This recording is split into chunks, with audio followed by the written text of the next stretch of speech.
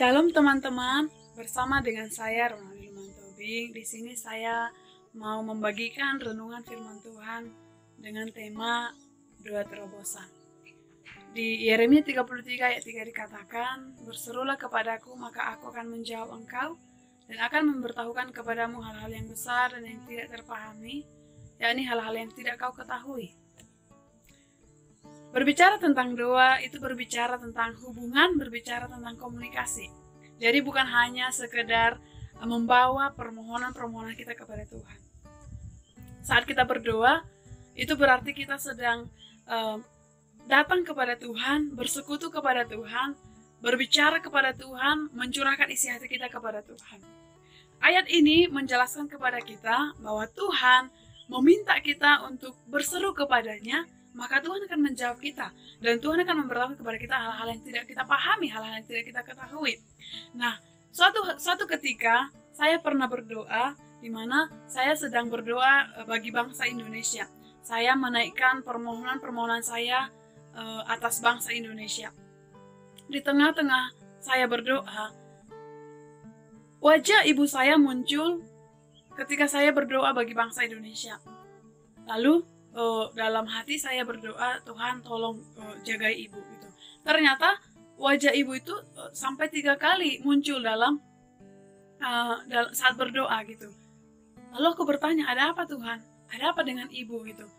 Dan memang seperti diberitahukan ya, seperti diingatkan bahwa sakit gitu, ada kata sakit. Nah, lalu aku berdoa, Tuhan, jika ibuku sedang sakit saat ini, tolong sembuhkan, tolong pulihkan.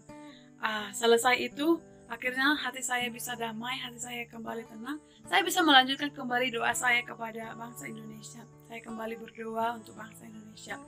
Selesai saya berdoa, beberapa menit kemudian ibu saya datang ke sekretariat tanpa saya tahu, tanpa diberitahukan terlebih dahulu gitu. Lalu ibu bilang bahwa ibu sedang sakit dan ibu mau ke rumah sakit, mau operasi waktu itu. Aku terkejut mendengarnya, apalagi kata operasi. Aku takut operasi. Kalau operasi kan ada resikonya, seperti itulah. Tapi sudah diberitahukan terlebih dahulu kepada saya tentang ada sakit, tentang ibu di dalam doa. Hati saya tenang tapi masih ada agak-agak shock, terkejut gitu. Nah, akhirnya hari itu juga ibu pergi ke rumah sakit dan hari itu juga operasi. Selesai operasi, saya ada di rumah sakit melihat ibu. Saya berdoa di sana, di rumah sakit itu, di tengah-tengah banyaknya pasien, dan juga di sana ada banyak perawat. Saya berdoa, saya nggak peduli, saya berdoa pada Tuhan, Tuhan sembuhkan ibu saya. Saya juga berdoa, Tuhan selamatkan ibu saya. Ini berbicara tentang keselamatan jiwa, Tuhan pulihkan ibu saya gitu. Dan saya memang waktu itu dalam doa itu saya berjanji bilang gitu, Tuhan kalau ibuku sembuh, saat ibuku sudah sembuh nanti, aku mau Tuhan mengajak ibu berdoa untuk menerima Engkau sebagai Tuhan dan Juru Selamat dalam hidupnya. Selesai itu teman-teman, selesai ibu operasi, akhirnya beberapa hari kemudian ibu diperbolehkan pulang.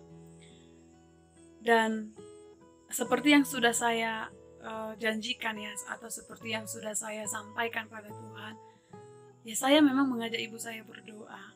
Walaupun juga itu butuh keberanian untuk mengajak ibu saya berdoa, mengajak berdoa sama. Jadi waktu itu saya banguni ibu, Mak, ayo doa gitu. Kita berdoa yuk.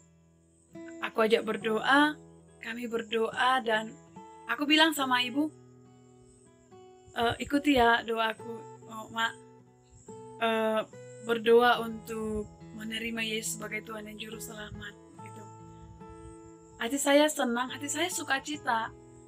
Bukan berbicara sudah disembuhkan, bukan berbicara sudah selesai operasi. Dan ya sampai saat ini keadaan ibu saya sehat-sehat saja. Bukan hanya sehat-sehat saja, tapi kesehatannya semakin membaik karena waktu kecil memang ibu sering sakit. Tapi ibu sehat dan dipulihkan gitu. Tapi yang paling membuat saya sukacita adalah Tuhan memberikan saya kesempatan untuk bisa mengajak ibu saya berdoa sama-sama, menerima Yesus sebagai Tuhan dan Juru Selamat dalam hidupnya. Ya, aku percaya semua itu karena anugerah Tuhan. Dan saya percaya gitu ya, Tuhan yang akan mengubahkan ibu saya, Tuhan akan memulihkan ibu saya sampai ibu saya memang benar-benar percaya bahwa memang Yesus Kristus adalah Tuhan dan juru selamat dalam hidupnya. Di sini saya mau menjelaskan kepada teman-teman bahwasanya ketika kita berseru kepada Tuhan, ketika kita datang kepada Tuhan ya, untuk berdoa, untuk bersekutu kepadanya, Tuhan akan memberitahukan kepada kita hal-hal yang besar, hal-hal yang tidak kita ketahui, hal-hal yang tidak kita pahami. Nah, tapi yang paling utama yang perlu kita ketahui adalah jika kita tinggal di dalam Tuhan dan firman Tuhan tinggal dalam kita, ya, roh Tuhan yang ada di dalam kita, ya, Roh Kudus yang diberikan kepada kita untuk menolong, untuk menghibur kita, itulah yang mengajar kita berdoa. Itulah yang mau memberitahukan kepada kita apa yang perlu kita doakan. Seperti apa yang sudah saya saksikan tadi, awalnya kan saya berdoa untuk bangsa. Niat saya kan mendoakan bangsa, nggak ada untuk mendoakan ibu saat itu. Tetapi apa, ketika saya membela bangsa Indonesia, Tuhan memintaku, Tuhan memberitahukan kepadaku supaya aku menopang di dalam doa keadaan ibu. Nah, itu benar-benar sesuatu yang luar biasa, sesuatu yang benar-benar diberitahukan kepada orang-orang yang mengasihi Tuhan, kepada orang-orang yang tinggal dalam Tuhan, kepada orang-orang yang percaya kepada Tuhan. Jadi teman-teman, di sini saya mau mengajak kita semua, mari kita datang kepada Tuhan untuk memberi waktu kita berdoa, bersekutu dengan Tuhan.